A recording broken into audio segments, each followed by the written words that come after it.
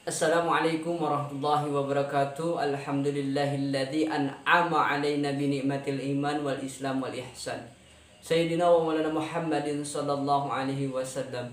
Asyhadu an la ilaha illallah wa asyhadu anna Muhammadan abduhu wa rasuluhu la nabiyya ba'dah. Ilahi antal maqsudi wa ridhaka matlubi a'tini mahabbataka wa ma'rifatak. Amma ba'du. Faqad qala Allah ta'ala fi kitabihil karim wa huwa asdaqul qailin. A'udzu billahi minasyaitonir rajim. Bismillahirrahmanirrahim. Wa id ta'addana rabbukum la in syakartum la azidannakum wa la in kafartum inna 'adabi lasadid. Shadaqallahul azim wa nanamu bil murad. Al hadis kama qala Rasulullah sallallahu alaihi wasallam. Afdalul ilmi ilmul hal wa afdalul amal hibdil hal. Manana wallahu a'lam bissawab.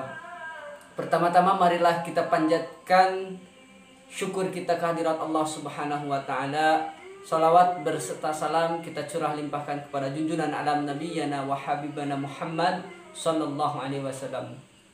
Tidak lupa kepada keluarga, tabi'in, tabi'at, sahabat dan kita selaku umatnya, amin ya Allah ya rabbal alamin.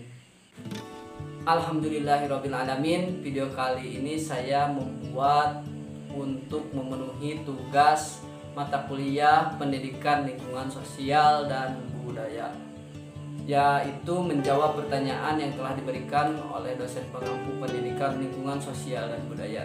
Pertanyaannya adalah, pernahkah kalian dengar bahwasannya manusia termasuk makhluk sosial dan juga makhluk individual?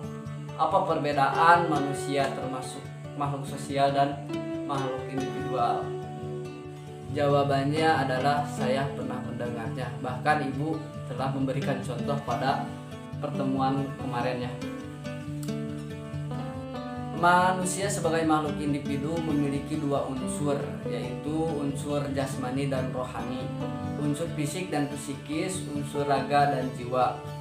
Manusia bisa dikatakan sebagai makhluk individu jika unsur tersebut menyatu dalam dirinya, dan jika unsur tersebut tidak menyatu dalam dirinya maka manusia tidak dapat dikatakan sebagai makhluk individual. Mungkin itu salah satu contohnya manusia sebagai makhluk individual, yaitu manusia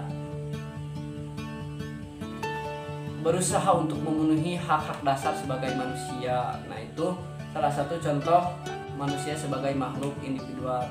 Dan ada lagi contoh yang kedua, memenuhi kebutuhan dan kepentingan diri demi kesejahteraan hidup. Itu juga sebagai makhluk individual, bahwa manusia sebagai makhluk individual. Yang ketiga dan terakhir, contoh terakhir dari saya yaitu menjaga dan mempertahankan harkat dan martabatnya. Nah, ini yang disebut manusia sebagai makhluk individual, karena menyatunya antara unsur jasmani dan rohani, fisik dan psikis, raga dan jiwa. Jika tidak menyatu maka manusia tidak dikatakan makhluk individual. Sedangkan manusia sebagai makhluk sosial pada kodratnya emang sejak dalam kandungan manusia dan memerlukan manusia, yaitu memerlukan orang tua kita. Setelah lahir pun kita membutuhkan manusia. Setelah ingin berjalan kita membutuhkan manusia.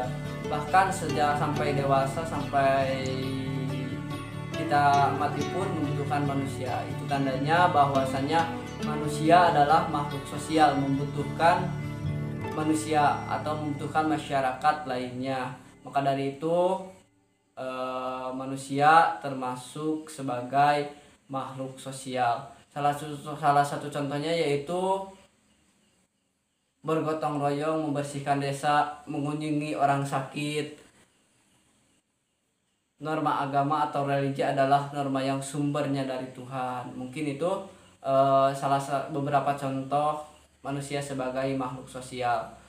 Apabila banyak kesalahan mohon maaf, karena saya masih belajar. Ini adalah salah satu untuk memenuhi tugas mata kuliah pendidikan lingkungan sosial dan budaya. Kurang lebihnya mohon maaf. Unzur man qala wala tangzur man qala. Satu lagi, jangan lupa wa id ta'addana rabbukum la in syakartum la azidannakum wa la in kafartum inna 'adzabi lasadid. manusia sebagai makhluk sosial juga sebagai makhluk individual. Maka dari itu kita harus bersyukur. Maka ketika kita bersyukur, Allah akan menambah nikmat kita terus menerus sampai akhir hayat. Amin ya Allah ya rabbal alamin. Undur man qala wa la tangdur man qala. Wabillahi taufiq wal hidayah. Assalamualaikum warahmatullahi wabarakatuh.